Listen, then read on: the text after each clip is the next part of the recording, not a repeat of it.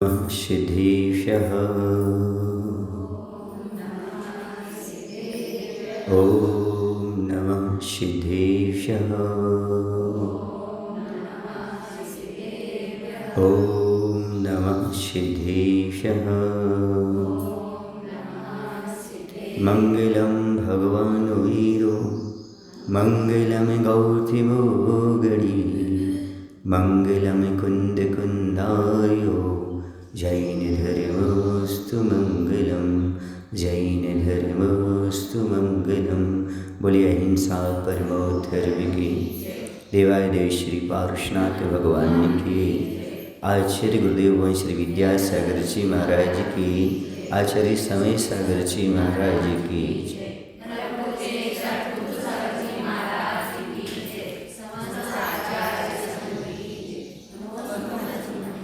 आज हम ऐसे विषय पर चर्चा करेंगे जो अन्यत्र कहीं भी पढ़ने को नहीं मिलता, मात्र जिसका व्याख्यान जैन दर्शन में ही मिलता है। जैनियों की यहाँ ही इसकी विवक्षा है, जिसका नाम है कर्म। यदि कहीं पढ़ने को मिलता है तो शुभ कर्म अशुभ कर्म, पुण्य कर्म पाप कर्म, प्रारब्ध कर्म आदि के नाम से सुनने को जानने को मिलता है। लेकिन जो जैन दर्शन में कर्म बताया है ये अन्यत्र नहीं बताया।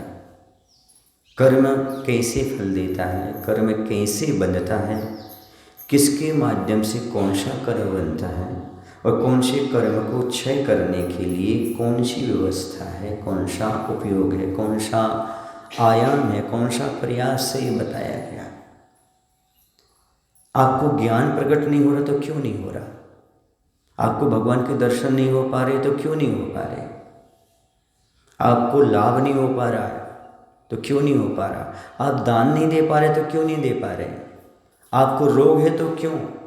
आपका शरीर अस्वस्थ है तो क्यों? आपकी चमड़ी काली है तो क्यों? आप स्वस्थ हैं तो क्यों? इन सब के कारण क्या है? इनके पीछे कर्म है। आपको जो स्वाद आता है वस्तु का, जो गंध आती है, जो देखने में आती है, इन सब के पीछे कर्म का लॉजिक छिपा हुआ है। अमीरी गरीबी, विकलांगता सर्वांगता, सुंदरता सुंदरता, निरोगता और दुख सुख, वर्तमान में जो कुछ भी आपके सामने है, इन सब के पीछे कर्म सिद्धांत है। यह जैन दर्शन के माध्यम से मालूम पड़ता है। आखिरकार कर्म है क्या चीज? लोग बोलते हैं कर्म कर्म कर्म कर्म। कर्म कहते किसे हैं? तो कर्म जिससे आत्मा परतंत्रता का अनुभव करे उसका नाम कर्म है। यह जो आत्मा को परतंत्र करे उसका नाम कर्म है। अभी आप जो कुछ भी कर रहे हो एक कर्म की पराधीनता के साथ कर रहे हो। जो भी क्रियाएं आपकी चल रही हैं एक कर्म से प्रेरित होकर के चल रही हैं। पुण्य कर्म का उदय है सो आप मंदिर की ओर बढ़ रहे हैं, और पाप का उदय है तो मंदिर की ओर आना भी चाह रहे तो नहीं आ पा रहे। तो किसका उदय चल रहा है? पाप का उदय। पाप रोकता है आपको और पुण्य आपको ले जाता है, आत्मा को पवित्र करता है, आत्मा को शुभता की ओर ले जाता है, वो पुण्य होता है। और जो अच्छे कार्यों से आपको बचा ले, जहाँ भी अच्छा कार्य हो रहा है वहाँ आपका जाने का मन ना हो, या फिर आप जाने का मन हो तो बीच में कोई समस्या आ जाए, आप जा ना पाओ तो समझना ये किसने रोका? पाप कर्म ने रोका है। यदि आप यहाँ बैठ कर के स्वाध्याय सुन रहे हो अच्छी तरह से तो समझो आपका पुण्य का उदय चल रहा है। तभी आप यहाँ बैठ कर के शांति से स्वाध्याय का पान कर रहे हैं। तो कर्म वह है जो हमें परतंत्र करता है, पराधीन करता है। और वे कहते हैं कर्म कारमान वर्णारूप उन पुद्गल परमाणुओं को कहते हैं जो जीव के रागादि विकारी भावों का निमित्त पाकर कर्म रूप परिणत हो जाते हैं। यहाँ पर जो आपका दिख रहा है संसार, इसमें अनंतानंत पुद्गल पड़े हुए हैं। उन पुद्गल परमाणु यहाँ पर हैं, लेकिन उनमें कारमान वर्गणा रूप जो पुद्गल परमाणु हैं वह जीव के रागादि विकारी भावों को पा करके कर्म रूप परिणत हो जाते हैं। वह कहलाते कर्म। पौद्गलिक है वो, इस सृष्टि में है, सब जगह है वो। जैसे आपके राग द्वेष आदि विकारी भाव को पाते हैं, वैसे वह कर्म रूप परिणत हो जाते हैं। जैसे आपके शरीर में मेल कैसे बनता है, ये तो यहाँ पर पूरे की पूरी धूल घूम रही है। जैसे आपने तेल लगाया और धूल आकर के चिपकती जाती है और चिपकी, और आपने ऐसा हाथ फेरा तो बतिया काली काली आ जाती है। ऐसी राग द्वेष आदि, चिकनाहट आदि और रुक्षता आदि, ये दोनों चीज़ें राग द्वेष हैं, वो मिले और आकर के जो कार्बन रूप, जो वर्गणा रूप जो घूम रहे हैं, कारण वर्गणा रूप पुद्गल परमाणु, वो आकर के आत्मा से चिपक जाते हैं। किसके भाव से? चिकनाहट, राग आदि भाव से, तो कर्म रूप परिणत हो जाते हैं। जैसे ये मेल दुख देने लगता है, काटने लगता है, चुभने लगता है, वैसे कर्म भी दुख कष्ट देने लगते हैं। समझ आ रहा? ये कार्मण रूप पुद्गल परमाणुओं को कहते हैं कर्म, जो जीव के राग द्वेष आदि विकारी भाव का निमित्त पाकर कर्म रूप परिणत हो जाते हैं। कर्म कैसे होते हैं? पौद्गलिक होते हैं, हमें दिखाई नहीं देते, लेकिन है रूपी। कैसे ये? कर्म रूपी ही है। और आत्मा कैसा है? अरूपी है। देखो, पुद्गल के कारण जीव कैसे पराधीन हो जाता है। जब राग द्वेष आदि विकारी भाव करता है तो उसके पराधीन हो जाता है, और राग द्वेष आदि विकारी भाव ना करे तो बाहर पड़े रहेंगे पुद्गल, आपको कुछ बिगाड़ नहीं कर पाएंगे, वो कर्म रूप परिणत नहीं हो पाएंगे। अब जो बताया कार्मण वर्गणा क्या चीज है, अभी बोला ना, क्या बोला? कर्म किसे कहते हैं? तो कर्म कार्मण वर्गणा रूप उन पुद्गल परमाणुओं को कहते हैं जो जीव के राग आदि विकारी भाव का निमित्त पाकर कर्म रूप परिणत हो जाते हैं। अब दूसरा प्रश्न उठता है कि कार्मण वर्गणा कहते किसे हैं? तो पुद्गल द्रव्य की वह जाति है, पुद्गल द्रव्य की वह जाति है जिसमें कर्म रूप परिणत करने की योग्यता है, उसको बोलते हैं कार्मण वर्गणा। यहाँ पर बहुत सारी वर्गणाएं हैं, आपको बताई थी ना, 23 प्रकार की वर्गणाएं नहीं बताई थी? हाँ, तो उसमें 5 प्रकार की वर्गणाएं ग्राह्य बताई थी, उसमें कर्म वर्गणा भी थी, आहार वर्गणा थी, बताया था ना उस समय। हाँ, तो ये जो है ये कार्मण वर्गणा है। वह क्या है? पुद्गल द्रव्य की वह जाती है जिसमें कर्म रूप परिणत करने की योग्यता है। आप लोग पढ़ के आए, सकसायत्ता जीवा योग्यान पुद्गला नदत्ते सा बंधा।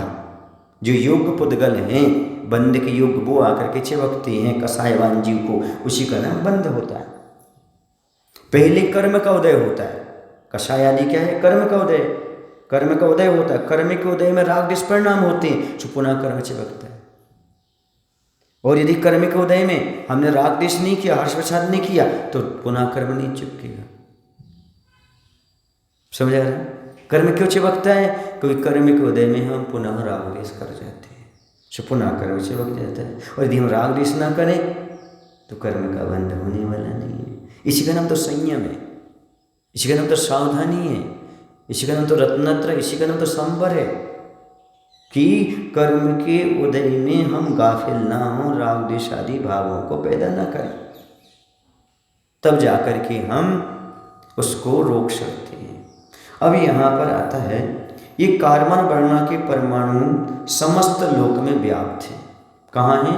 संपूर्ण लोक में, सिद्धालय में भी, सब जगह हैं। क्या?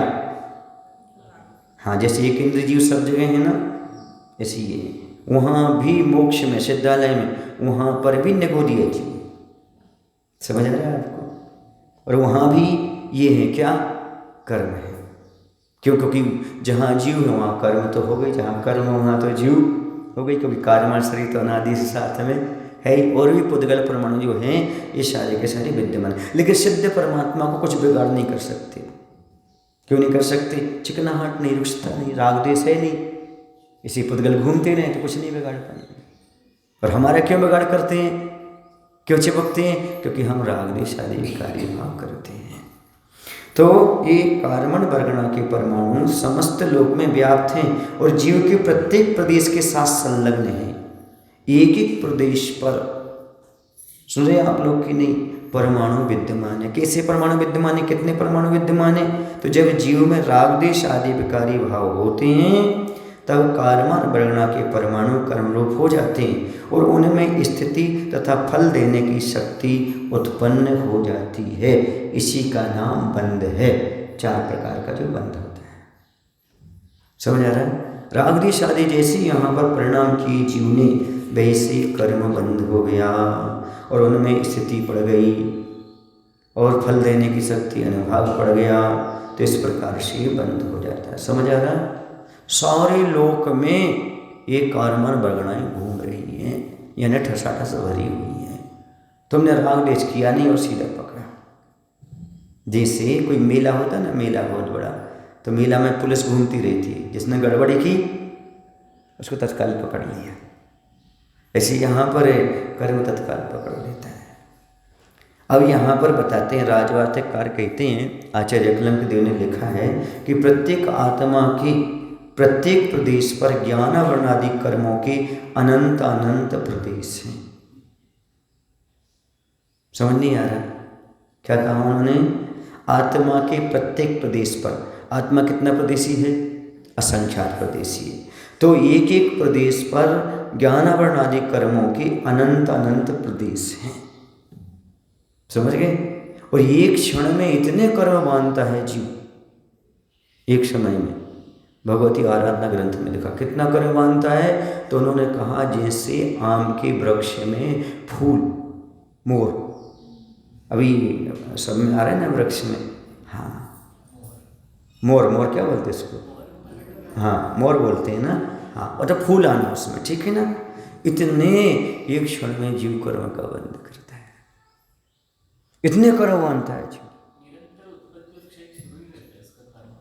अब वो तो जो है ना सही अपने जैसा चलती रहती, हाँ पूरा आता रहता है। और क्या है, 1.5 गुना फिर भी बना रहता है। कर्मकांड में लिखा है आते जाते हुए भी 1.5 गुना बना रहता है उसमें। तो क्या होता है, इतने वह कर्म को बांधता है। अब फिर आचार्य उसकी विवक्षा करते हैं। उदय में कितना आता है? तो जैसे फूल लगी तो कम से कम आधे से ज़्यादा फूल तो झड़ जाते हैं, ठीक है? और हम तो ये कहते हैं 25% ही फूल में फल लगते हैं। कुछ कैरी होती हैं, कैरी आने के पहले कुछ झड़ जाते हैं। कैरी आती है ना, माविना काई, है ना? जब वो आती है ना तो उसको तोड़ लेते हैं कुछ लोग, अचार के लिए भी। कुछ पशु पक्षी खा जाते हैं, कुछ नीचे गिर जाते हैं, है ना? फिर माविना हनु, फल कितने होते हैं? फल कितने लग पाते? कितने % फल लग पाते उसमें? हैं 20%। ऐसे कर्म की दशा होती है।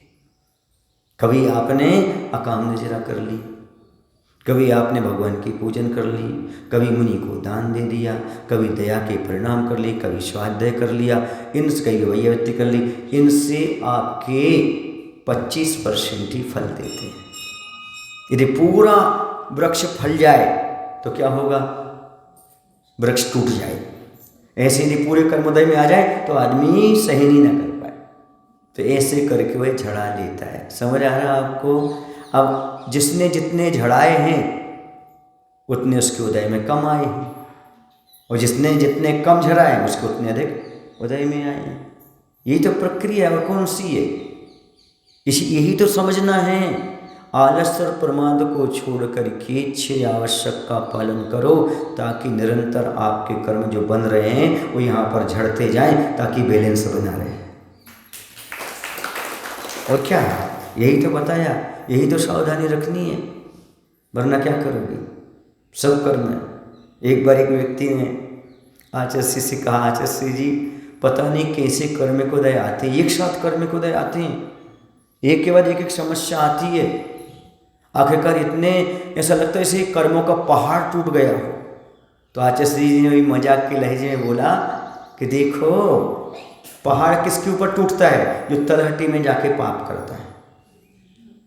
सुन रहे ना, तुमने इतने पाप किए सो कर्म टूट रहे, यदि पाप नहीं किए होते तो कर्म का पहाड़ क्यों टूटता है?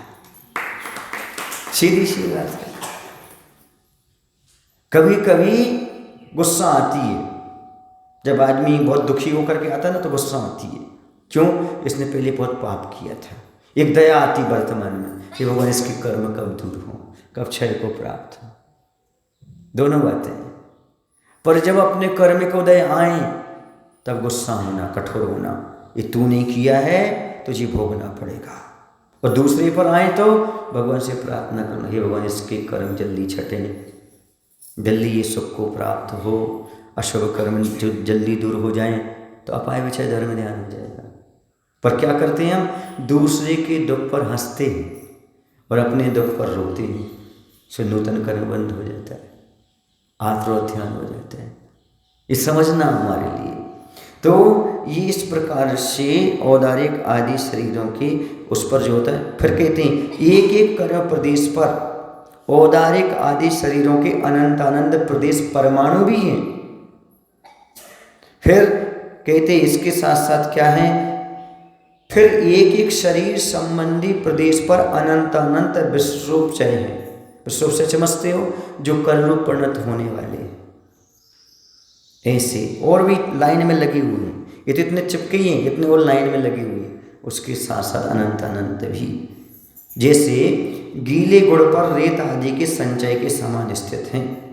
अभी रेत आकर के ऊपर ऊपर बैठी है गुड़ की, गीले गुड़ की, फिर वो अंदर जाएगी, अभी ऊपर ऊपर चिपकी है, पहले आके चिपकती है, चिपकने के बाद फिर उससे एक मिक होती है।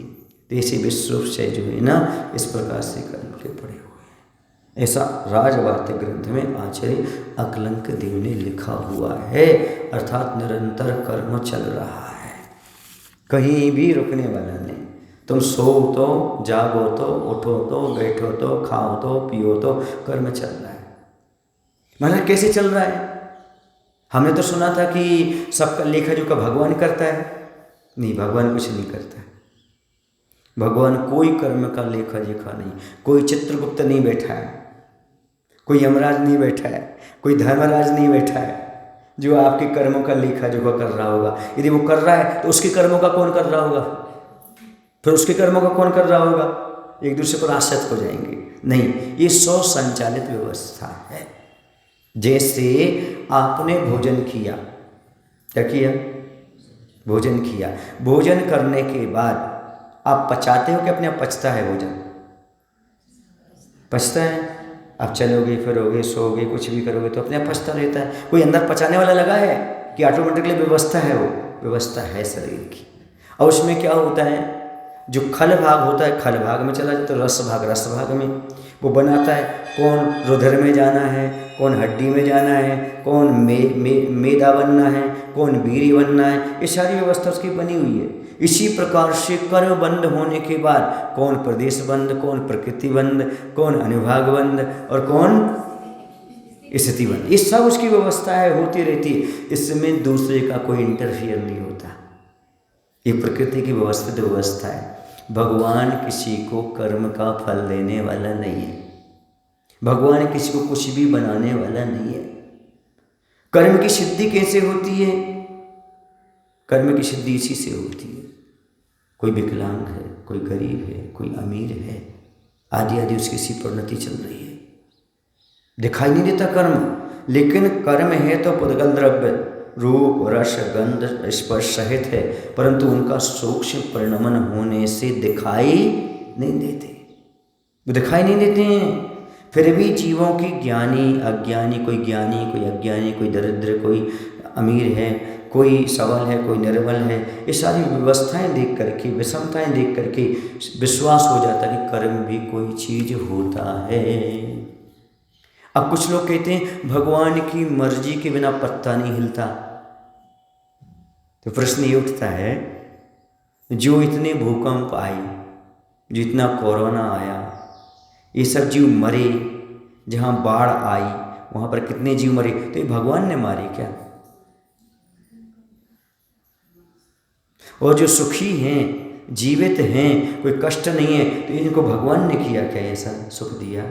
यदि ऐसा भगवान करने लगे तो भगवान भी रागी देशी हो जाए, किसी को विकलांग बना दे, किसी को कुछ बना दे। ये बताओ, कोई एक पिता है तो कैसा ही बच्चा हो तो बच्चे के प्रति अच्छा सोचेगा कि बुरा सोचेगा? बच्चा कितना ही बुरा हो पर पिता तो राजा बेटे कहेगा ना। इसी प्रकार भगवान तो परम पिता हैं, पर हमारी गलतियां माफ क्यों नहीं करते? यदि भगवान करते होते तो सबको एक सा बनाते। एक सा तो ठीक है, एक पिता के 4 बच्चे एक से बता देते। इसलिए भगवान कुछ नहीं करता, क्योंकि भगवान रागी द्वेषी नहीं है। भगवान कर्म से रहित हो चुके हैं।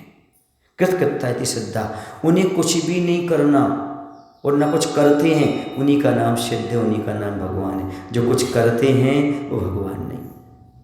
आप नाराज हो जाते हो किसी पर, आप किसी पर नाराज होते कि नहीं होते?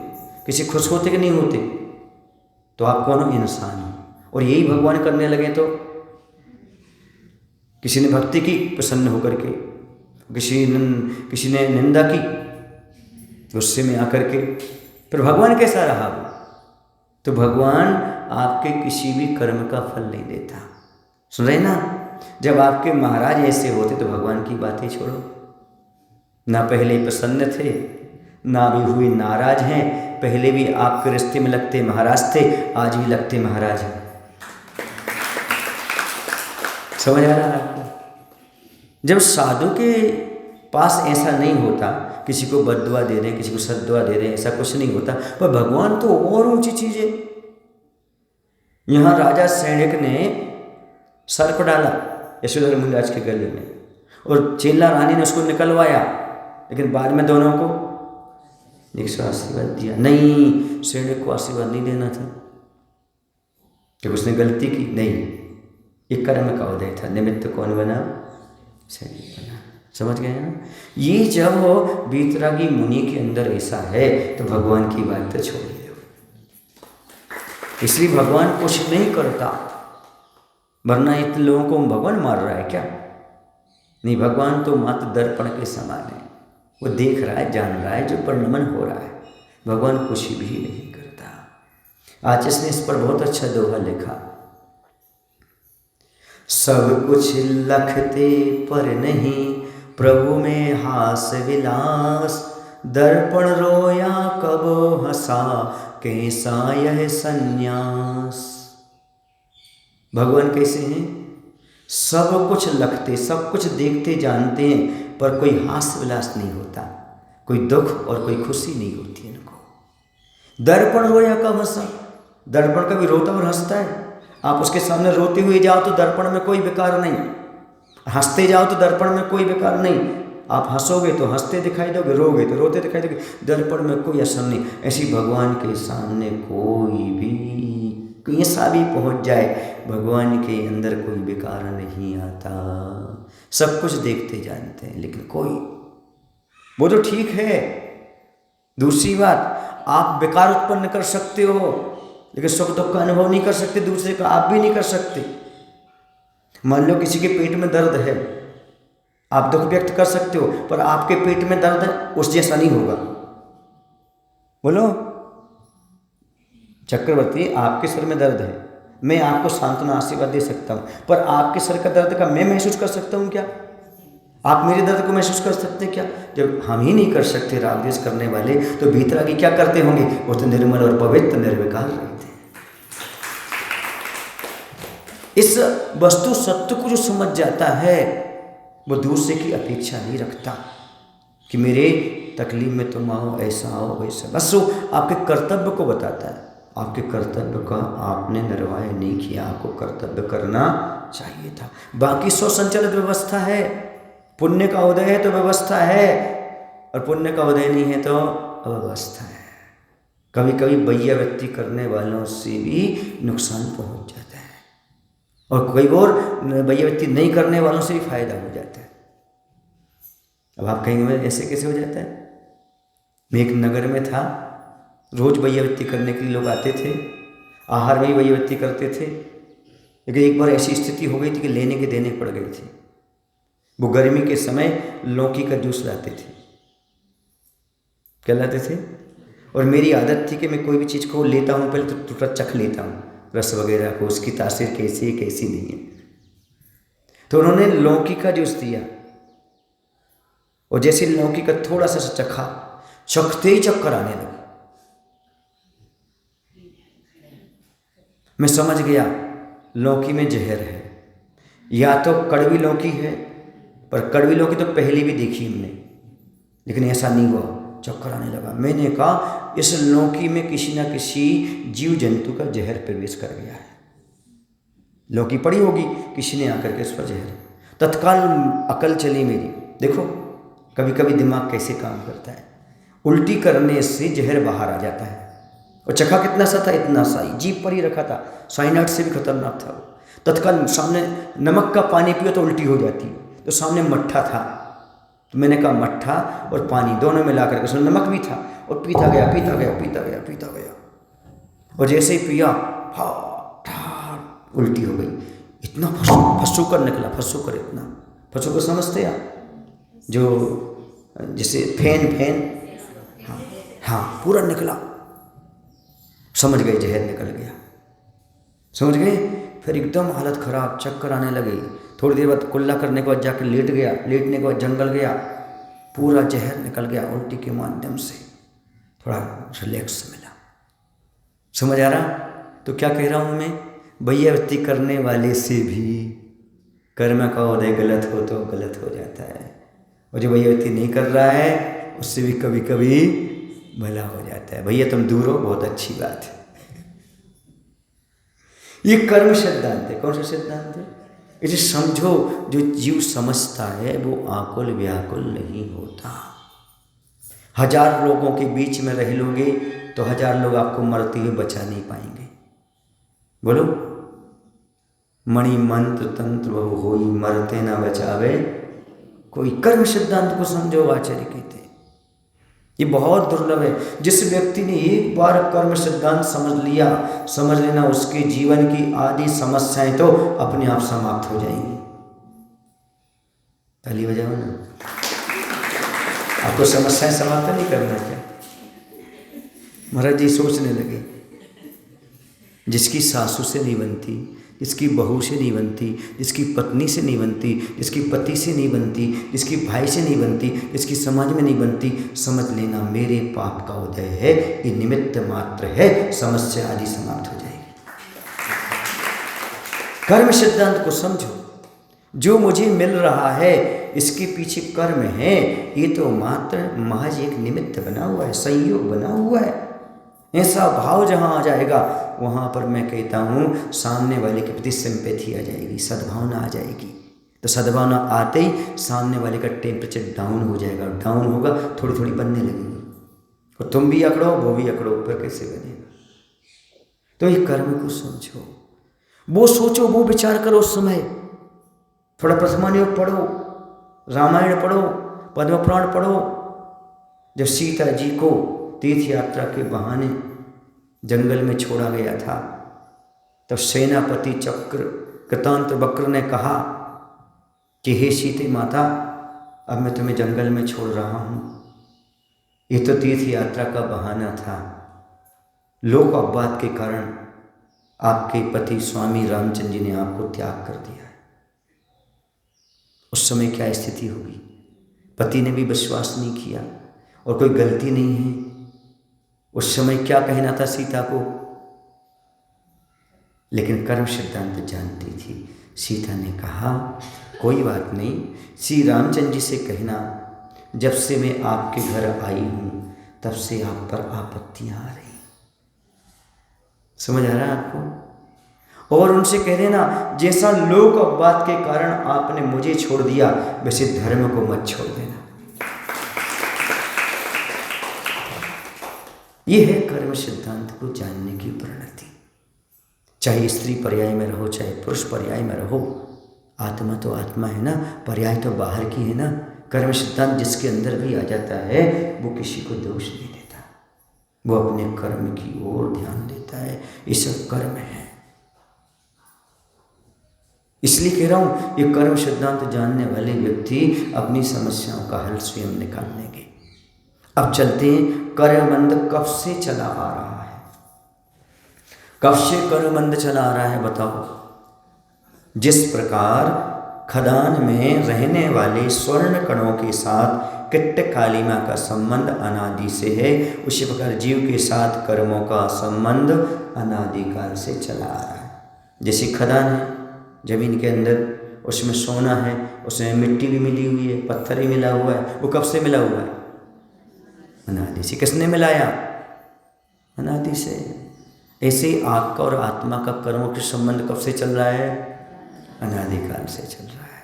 जब से आप हो तब से कर्म है। आप कब से हो? जब से सृष्टि है। कर्म कब से है? जब से सृष्टि है। अब जैसे दूध निकालते हैं आप, ऊपर से पानी नहीं मिलाया, फिर उसमें पानी रहता है कि नहीं रहता है? दूध में किसने मिलाया? व्यवस्थित है वो पहले से। ऐसे कर्म अनादिकाल से इस जीव के साथ लगा हुआ है, अनादिकाल से। जैसे पय और पानी, जैसे स्वर्ण और किट्ट कालिमा अनादिकाल से, वैसे जीव के साथ कर्म भी अनादिकाल से चिपका हुआ है, लगा हुआ है।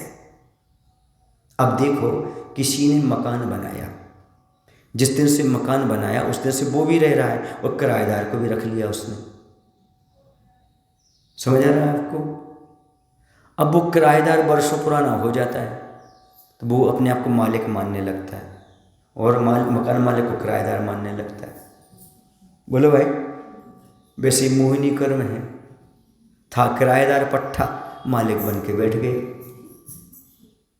नहीं बैठ गया मालिक बन करके। अब मोहिनी कर्म जैसा कहता है वैसा करना पड़ता तुम्हारे लिए। और था कौन? किराएदार को क्या बना लिया आपने?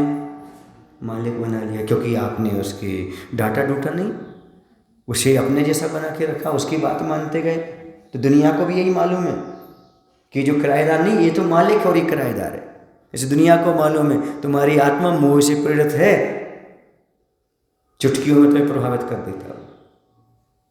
अनादिकाल से बैठा है कौन?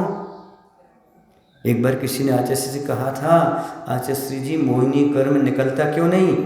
बोले मालिक बन के बैठा इसलिए नहीं निकलता।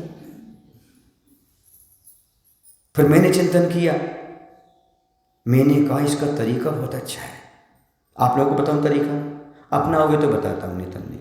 अपनाओगे?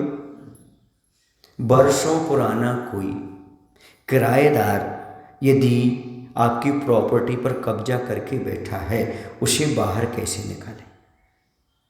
सीधा सा तरीका है, उससे बलवान आदमी को खोजो। जो किराएदार है ना, उससे बलवान आदमी, अर्थात मोहिनी आपका किराएदार है, कब्जा करके बैठा है, उससे बलवान है देवशास्त्र गुरु। समझ आ रहा? क्या करो? उसको किराए पर दे दो मकान। किसको? बलवान आदमी को। वो अपने आप खाली करवा देगा। उसको किराए पर दे दो, एक कमरे हमने तुम्हें किराए पे दी, खाली करो। उसमें ताकत है, वो देगा डंडा किसको? मोहिनी को बाहर निकाल देगा। देवशास्त्र गुरु के ऐसा डंडा है, पड़ेगा मोहिनी बाहर निकल आएगा। अब कब्जा किन का हो गया? देवशास्त्र गुरु का। और देवशास्त्र गुरु तो ऐसे हैं, तुम जब चाहो तब खाली करके मोक्ष जा सकते हो। गलत कह रहा हूं? सही कह रहा हूं, क्योंकि आपके निमित्त थे वो तो मोक्ष जाने के लिए। तो ऐसे करो, तभी ये तुम्हारा मोहिनी दूर होगा। पर किसको बिठा रखा तुमने? ये देवी, ये देवता, ये वो, सबको बिठा के रखा है। वो तो उसके फेवर में। किसके फेवर में? हाँ, वो और आके तुमने और गलती कर ली। एक तो पहले ही से कब्जा था और ये आके और कब्जा कर लिया, सो डबल कब्जा हो गया। अब रो बेटा बैठ करके, जितनी जगह मिल रही थी वो जगह भी नहीं मिलना, जो सुविधा थी वो भी नहीं मिलना, जो आप सुखी थे वो भी नहीं मिलना, क्योंकि आप मिथ्यात्व का सेवन कर रहे हो। इसलिए ऐसा बलवान बुलाने का प्रयास करो। और वो कौन है? देव शास्त्र गुरु। इसके अलावा संसार में कोई बलवान नहीं है जो आपके मोह रूपी किराएदार को डंडा दे करके बाहर निकाल सके। समझ आ रहा? उपाय तो बता दिया, अब बैठाना किसको है? बोलो, हमें क्या आपको? आपको बैठाना है। समझ रहे हैं ना। माँ जन्म घुटी बनाती है, जन्म घुटी समझती है ना, वो घुट्टी घुट्टी घुट्टी बना के घोट घोट करके फिर दूध में मिला करके पट्टे को चम्मच में देती है, पट्टा उल्टी कर देती, मैं क्या करूँ। फिर भी माँ क्या करती है, अगली डाल करके मुंह फाड़ करके अंदर डाल देती है। ऐसी सत लगा वालों के साथ मैं कर रहा हूँ। अब तकलीफ हो तो मैं क्या करूँ। माँ का उद्देश्य तो होता है घुटी अंदर चली जाए ताकि बेटा स्वस्थ हो जाए। गुरु का उद्देश्य होता है ये संसारी प्राणी मोहिनी से ग्रस्त हैं, त्रस्त हैं, दुखी हैं, कम से घुटी पिला दो ताकि इनका मोहिनी दूर हो जाए। ये गुरु का भाव है। आप समझना उस लोगों को, आप समझा दो जो मंदिर में अन्य देवी देवता को रख रहा है ना, हाँ रख रहा है, उस लोगों को तो आप समझा सकते हैं, हम नहीं समझा। समस्या ये है कि डॉक्टर के पास मरीज आए कि मरीज डॉक्टर के पास जाए। कम से कम आए तो वो हमारे सामने, वो आकर के बोले तो वो आके हमें नाड़ी तो दिखाए और बताए तो हमारे में रोग है। आने से मतलब नहीं है, वो बताए तो कि हमारे पास ये रोग है, हमारे पास ये है, तब तो है। देखो डॉक्टर जबरदस्ती इलाज नहीं करता, पहले लिखवा लेता है। मैं आपको ऑपरेशन करना चाहता हूँ, कुछ गड़बड़ी हो जाए तो जिम्मेदार आप रहेंगे। ऑपरेशन करने से पहले जिम्मेदारी लो, कुछ हो जाएगा तो मैं जवाबदारी हूँ, आप नहीं हो। डॉक्टर पर कोई क्लेम नहीं करेगा तो ठीक है, करेगा तो डॉक्टर ही, लेकिन पहले 2-4 लोगों को लिख कर देना पड़ेगा मरीज को अस्पताल में डालने से पहले। हैं रिस्पॉन्सिबिलिटी तो होती, कुछ ना कुछ जिम्मेदारी तो होती कि नहीं होती। लो जिम्मेदारी, हमें कोई दिक्कत नहीं है। घर के ही सदस्य जिम्मेदारी लेते हैं भैया, घर की सदस्य जिम्मेदारी लेते हैं। मैं इनको भर्ती कर रहा हूँ, यदि कुछ गड़बड़ हो जाए तो इसमें हमारा रहेगा दोष, डॉक्टर का कोई दोष, तब तो डॉक्टर चीरा फाड़ी करेगा, बेहोश करेगा पट्टा को। हाँ डॉक्टर बेहोश करके इलाज करता है, मैं बेहोश को होश में ला के इलाज करता हूँ। तो बेहोश को होश में तो लाना पड़ेगा तब तो हो पाएगा। ठीक है, विषय चल रहा था कर्म सिद्धांत का। मैं बेहोश नहीं करूँगा, उन बेहोश को होश में लाना पड़ेगा। बेहोश तो पहले से है वो, नहीं आने तो कोई दिक्कत नहीं है, आएगा तो देख लेंगे उसको। हैं देखो 2 प्रकार के लोग होते हैं। सुबह सुबह एक सोते हैं वास्तव में, तो उनको जगा दो, है ना, जो जगा है और बन करके सोया है। बोलो ना, बार बार रजाई खींचो फिर ढांक लेता है, बार बार कंबल खींचो फिर ढांक लेता है। सुने, जो सोया है उसे जगाया जा सकता है, जो जानबूझ करके नाटक कर रहा है फिर उसे जगाना बहुत मुश्किल होता है। क्या 4 महीने वो समझ नहीं पाया क्या?